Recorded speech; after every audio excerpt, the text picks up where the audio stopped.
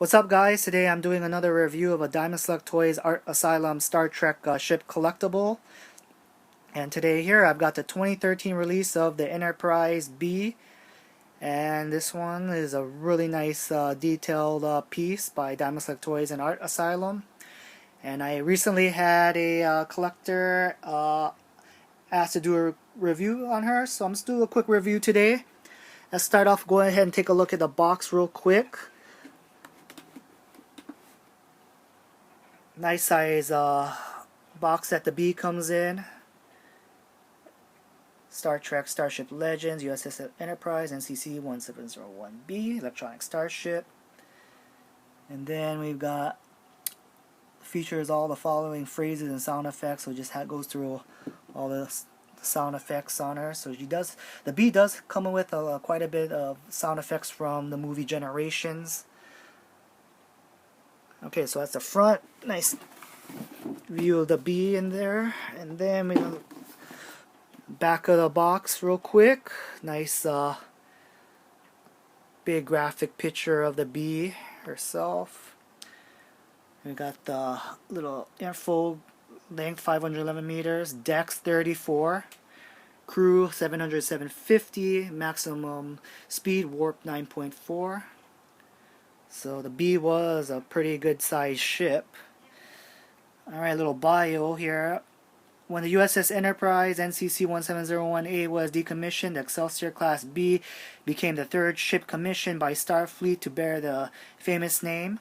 On its first official outing under the command of Captain John Harriman, the ship was badly damaged by the Nexus Ribbon while rescuing Aryan refugees, resulting in apparent death of the legendary Captain James C. Kirk. In spite of the tragedy, the 1701B and her captain led an illustrious career, earning her place in history as a worthy heir to the name Enterprise. So nice little bio info on Enterprise B.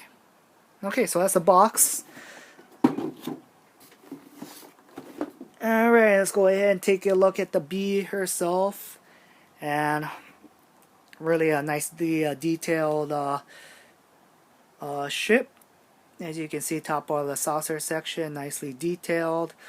And before I go through all the detailing on the ship, one of the big major things on the Enterprise B when it came out on the very first run of it, they did have the incorrect name of Excelsior along here.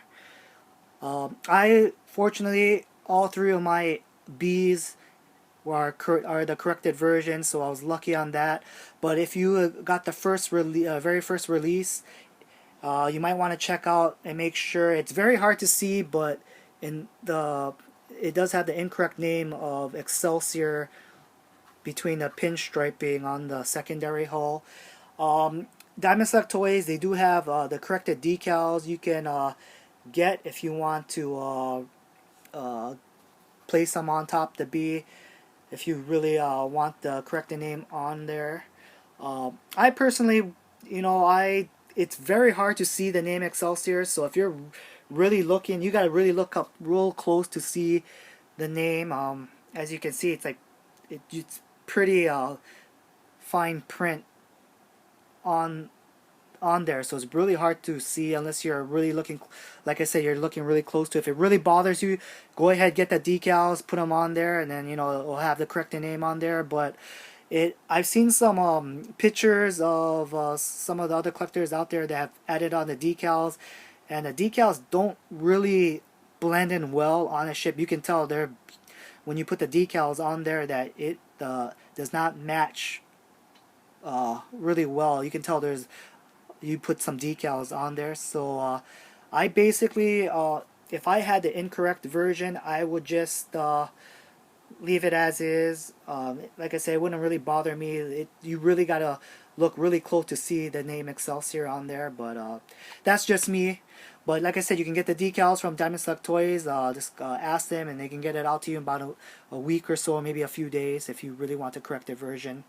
But that was one of the major things about the Enterprise B when it first came out. A lot of issue with that. If you did get her on the first run. The other thing that a lot of collectors complained about was the weathering, or there's like a dirty wash that they added onto the Enterprise B. A lot of people thought that it was just a you know dirty dust that came from the factory, but it's actually a Diamond Select Toys purposely added on a dirty wash to give it some weathering. It's on throughout the whole ship, the top and bottom.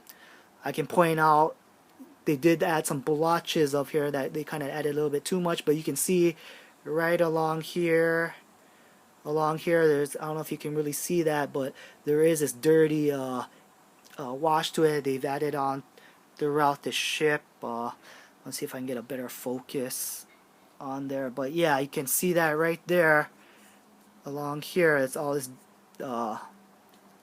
dirty wash that they've added on, and it's a just to give it a more of a weathering detail. Purposely, I don't mind it. Other collectors did complain about it.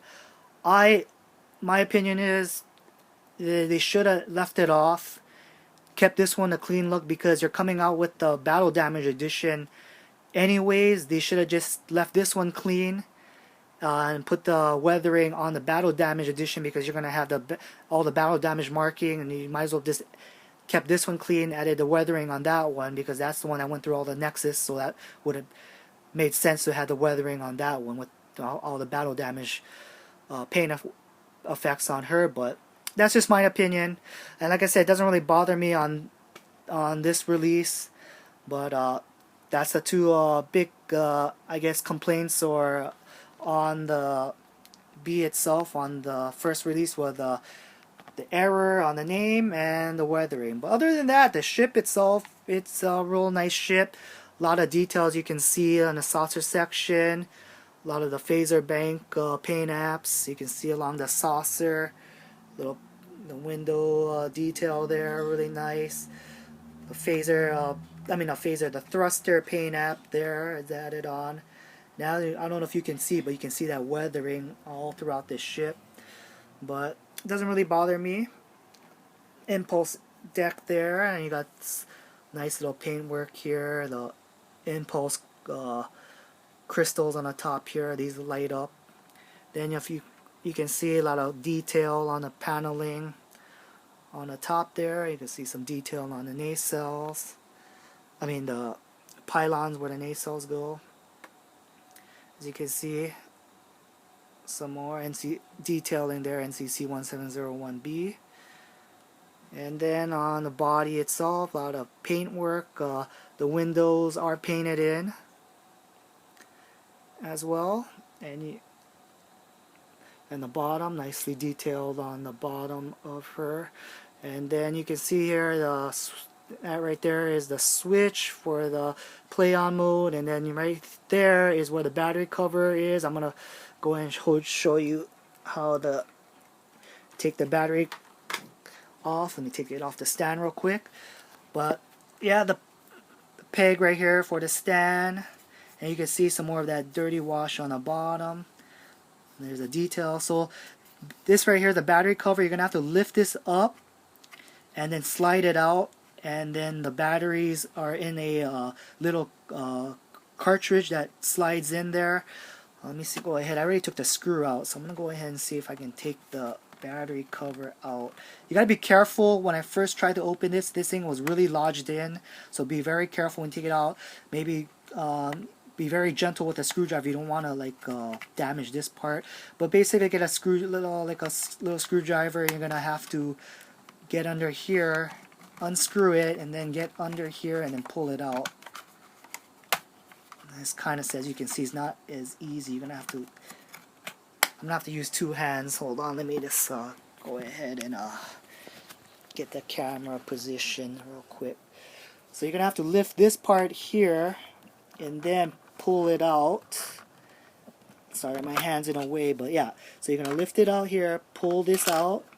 So that's the cover, and then you've got the battery compartment, the cartridge, and you got your 3A batteries. So basically, you put the batteries in there, and you slide it in there, and then you slide the cover back in, to replace the batteries like so, and then you slide that in there, and then it goes back in there nice and snug.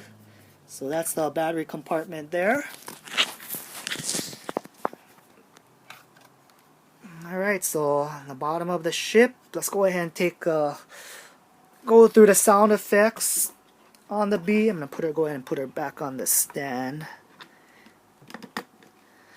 Okay, so I'm gonna turn the lights on as well so we can get a better look at the lighting effects. But let's go ahead and go through the sound effects. I'm Captain John Harriman. It wouldn't be the Enterprise without a Sulu at the helm. Captain Kirk, I'd be honored if you'd give the order to get underway. Take us out.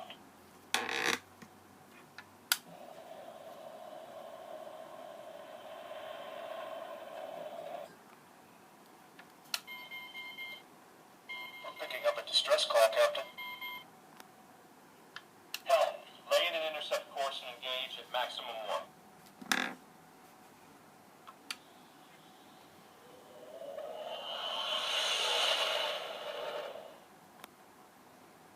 Risk is part of the game. You want to sit in that chair.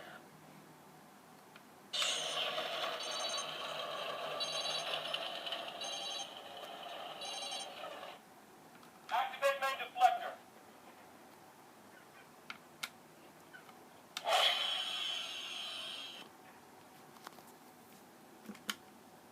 Damage report answer.